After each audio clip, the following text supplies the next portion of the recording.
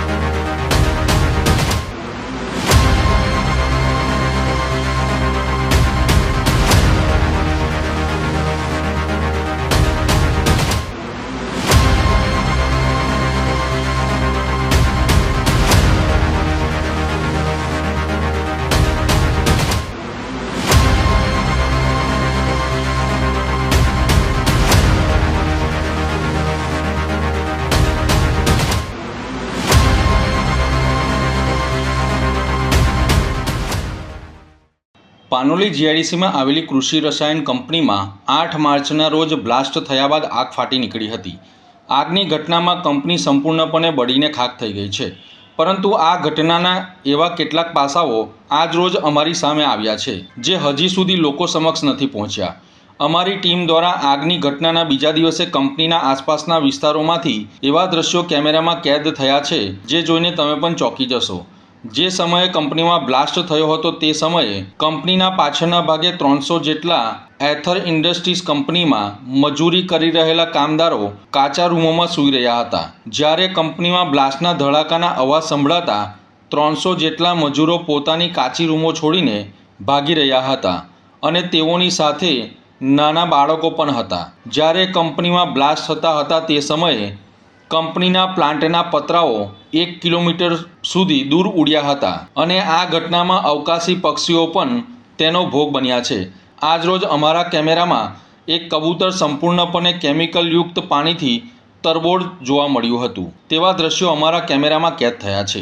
કબૂતર એક જગ્યાએ જ છેલ્લા કેટલાક કલાકોથી બેસી રહ્યું હતું. તેના શરીર પર કેમિકલયુક્ત પાણી પણ જોવા મળ્યું હતું. કેમિકલયુક્ત પાણીની અસરથી તે ડઘાઈ ગયું હતું અને અમારી ટીમ દ્વારા આ કબૂતરને સુરક્ષિત જગ્યા પર ખસેડવાનો પ્રયાસ કરવામાં આવ્યો હતો. તે સમયે કબૂતર થોડે દૂર જતાં જ ઢળી પડ્યું હતું. ત્યારબાદ નજીકમાં રહેલા મજૂરોના નાના બાળકો પણ કેમિકલયુક્ત ધુમાડા તેઓની આંખોમાં લાગી રહ્યા હતા. ત્યારબાદ નજીકમાં રહેલા મજૂરોના બાળકોને પણ ગેસની અસર જોવા મળી હતી અને તે લોકો પણ આ ઘટનાનો ભોગ બન્યા છે.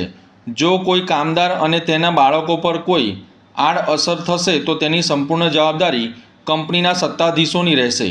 આ આગની ઘટનામાં સતત બીજા દિવસે પણ કંપનીમાંથી ધુમાડા નીકળતા જોવા મળ્યા હતા જે પશુ પક્ષીઓના સ્વાસ્થ્ય માટે મોટું નુકસાન કરી રહ્યા છે અને પર્યાવરણને પણ નુકસાન પહોંચાડી રહ્યા છે. પશુ પક્ષીઓને જે નુકસાન થયું છે તે અંગે વન વિભાગમાં જાગૃત નાગરિક દ્વારા ફરિયાદ કરવામાં આવનાર છે. જે પક્ષીઓના સ્વાસ્થ્યને નુકસાન પહોંચ્યું છે તે અંગે કંપની સામે વન વિભાગ દંડનીય કાર્યવાહી કરે તેવી માંગ કરવામાં આવનાર છે. કંપનીમાં થયેલી આ ઘટનામાં માનવ સ્વાસ્થ્ય, વન્યજીવો, પશુ પક્ષીઓ અને પર્યાવરણને ખૂબ મોટા પ્રમાણમાં નુકસાન થઈ રહ્યું છે તેવું સ્પષ્ટપણે દેખાઈ રહ્યું છે. અંકલેશ્વરના નેશનલ હાઈવે નંબર 48 પર રોંગ સાઈડ રિવર્સમાં ઇકો કાર ચલાવી લોકોના જીવ જોખમમાં મૂક્યા હતા. અંકલેશ્વરથી પાનોલી તરફ જવાના નેશનલ હાઈવે નંબર 48 પાસે પીઆઈ કંપનીની સામે એક ઇકો કાર ચાલકે રિવર્સમાં ઇકો કાર ચલાવી વાહન ચાલકોના જીવ જોખમમાં મૂક્યા હતા. ઇકો કાર ચાલક બેફામ રીતે ફૂલ સ્પીડમાં ઇકો કારને રોંગ સાઈડ રિવર્સમાં ચલાવતો કેમેરામાં કેદ થયો હતો. એક જાગૃત નાગરિક દ્વારા આ કાર ચાલકને રોકતા તેની સાથે પણ ઉદ્ધતાઈભર્યું વર્તન કર્યું હતું. વિડીયોમાં ઇકો કારનો નંબર સ્પષ્ટ દેખાઈ રહ્યો છે. ઇકો કારનો નંબર GJ5RB3376 છે. આ ઇકો કાર ચાલક વિરુદ્ધ પોલીસ દ્વારા કાયદેસરની કાર્યવાહી કરવામાં આવશે કે નહીં તે જોવું રહ્યું. અંકલેશ્વરના અંસાર માર્કેટ નજીક આવેલી લકી હોટલના બાંધકામ માટે બવડા વિભાગમાંથી મંજૂરી લેવામાં આવી છે કે નહીં. અંકલેશ્વરના અંસાર માર્કેટ નજીક આવેલી લકી હોટલના બાંધકામ માટે બહોળા વિભાગમાંથી બાંધકામને લગતી જરૂરી મંજૂરીઓ લેવામાં આવી છે કે નહીં તે એક ચર્ચાનો વિષય બન્યો છે. લકી હોટલ બનાવવા માટે લકી હોટલ જ્યાં બનાવવામાં આવી છે તે જગ્યા પર નેશનલ હાઈવે નંબર 48ના સર્વિસ રોડની એકદમ નજીકમાં બનાવવામાં આવી છે અને લકી હોટલ દ્વારા નેશનલ હાઈવે નંબર 48ની માર્જિનની જગ્યાનો ઉપયોગ લકી હોટલ પાર્કિંગ માટે કરી રહ્યું છે તેવું લોકચર્ચાએ જોર પકડ્યું છે.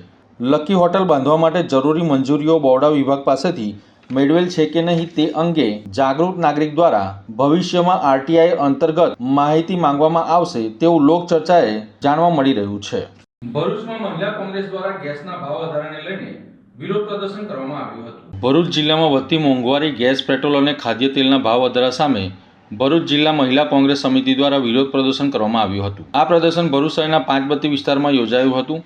મહિલા કોંગ્રેસની કાર્યકરોએ રોડ પર ચૂલો સળગાવી રોટલા બનાવ્યા હતા. આ પ્રતિકાત્મક વિરોધ દ્વારા તેમને ગેસના ભાવ વધારા અને સામાન્ય તથા મધ્યમવર્ગીય પરિવારો પર પડતા આર્થિક બોજા તરફ સરકારનું ધ્યાન દોરવાનો પ્રયાસ કર્યો હતો. મહિલા કોંગ્રેસના પ્રમુખ જ્યોતિબેન તડવીએ જણાવ્યું હતું કે રસોઈ ગેસ, પેટ્રોલ, ખાદ્ય તેલના ભાવમાં સતત વધારાને કારણે સામાન્ય પરિવારો માટે ઘર ખર્ચ ચલાવવો મુશ્કેલ બની રહ્યો છે. તેમણે કેન્દ્ર સરકાર પાસે આ વધેલા ભાવ તાત્કાલિક પાછા ખેંચવાની માંગ કરી હતી. પ્રદર્શનકારીઓએ સરકાર વિરોધી સૂત્રોચ્ચાર કર્યા હતા. તેમણે ચેતવણી આપી છે કે જો સરકાર મોંઘવારી ઘટાડવા માટે તાત્કાલિક પગલાં નહીં ભરે તો આગામી દિવસોમાં વધુ ઉગ્ર આંદોલન કરવામાં આવશે. કાયદો અને વ્યવસ્થા જાળવવા માટે સ્થળ પર હાજર એ ડિવિઝન પોલીસે પ્રદર્શનકારી મહિલા કોંગ્રેસના કાર્યકરોની અટકાયત કરી હતી. ભરૂચના ડુંગરી વિસ્તારમાં ભર ઉનાળે ચોમાસા જેવો માહોલ જોવા મળ્યો હતો.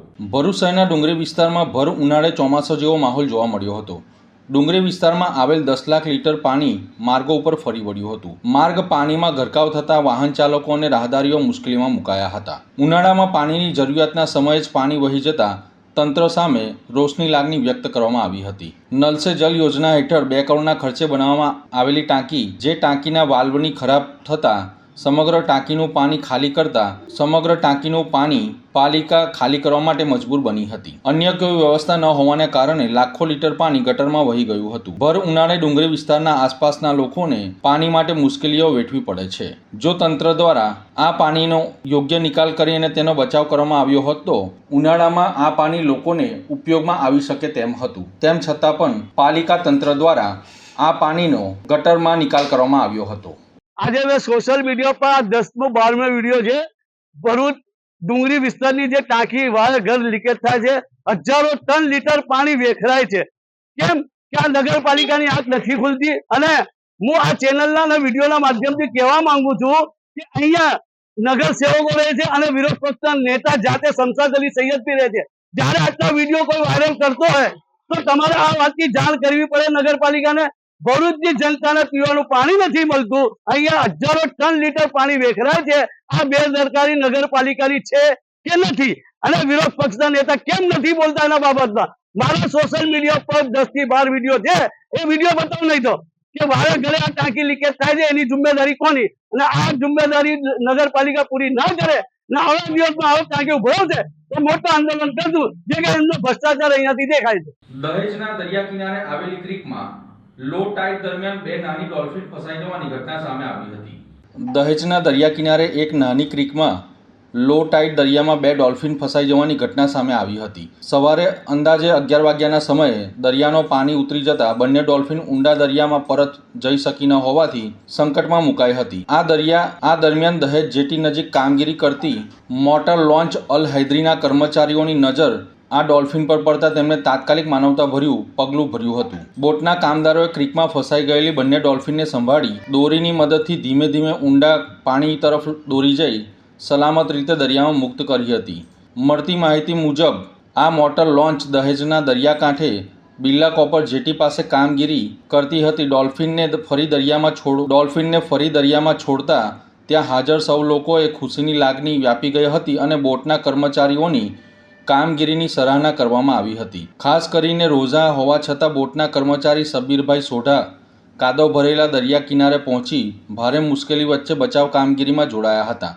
તેમની નિસ્વાર્થ કામગીરીને લોકો દ્વારા બિરદાવવામાં આવી રહી છે. દહેજ વિસ્તારમાં દરિયા કિનારે કામ કરતા લોકો અને બોટના કર્મચારીઓ દરિયાઈ પર્યાવરણ તથા જળચર જીવોના સંરક્ષણ માટે સજાગ રહેતા હોય છે અને આવી પરિસ્થિતિમાં માનવતા દાખવી તરત મદદ માટે આગળ આવતા હોય છે. ભરૂચમાં ભારતની જીતને ઢોલ નગારાઓના તાલ સાથે વધાવી લેવામાં આવી હતી. ભારતની ટીમના વિજય સાથે દેશભરમાં દિવાળી જેવો માહોલ જોવા મળ્યો હતો. શહેર અને ગામડાઓમાં લોકો જાહેર માર્ગો પર ઉતરી તિરંગા લહેરાવતા અને ઢોલ નગારા સાથે જશ્ન મનાવતા જોવા મળ્યા હતા. નાના મોટા સૌએ ફટાકડા ફોડી નાચી કૂદી ભારતની ટીમને જીતની આનંદનો વ્યક્ત કર્યો હતો. આ જીતની ઉજવણીનો રંગ ગુજરાતના ભરૂચ જિલ્લામાં પણ જોવા મળ્યો હતો. ભરૂચ શહેરમાં લોકો મોટી સંખ્યામાં જાહેર માર્ગો પર ઉતરી આવ્યા હતા. ખાસ કરીને પાંચબત્તી સર્કલ ખાતે યુવાનો અને નાગરિકોના હાથમાં તિરંગા લઈને ભેગા થયા હતા અને ભારત માતા કી જય તથા ટીમ ઇન્ડિયાના નારા લગાવી ભવ્ય ઉજવણી કરી હતી. ઉજવણી દરમિયાન કોઈ અનિચ્છનીય બનાવ ન બને તે માટે ભરૂચ શહેર પોલીસ દ્વારા વિવિધ વિસ્તારોમાં ચુસ્ત પોલીસ બંદોબસ્ત ગોઠવવામાં આવ્યો હતો. પોલીસ દ્વારા ટ્રાફિક વ્યવસ્થા સુચારુ રહે તે માટે ખાસ દેખરેખ રાખવામાં આવી રહી હતી. ભારતની ટીમના આ જીતને લઈને ભરૂચ શહેરમાં મોડી રાત સુધી ઉત્સાહ અને આનંદનો માહોલ જોવા મળ્યો હતો. તો આ હતા આજના સમાચાર. નવી ઘટનાઓ સાથે ફરી મળીશું. ત્યાં સુધી જોતા રહો લાઈવ ભરૂચ ન્યૂઝ ચેનલ. નમસ્કાર.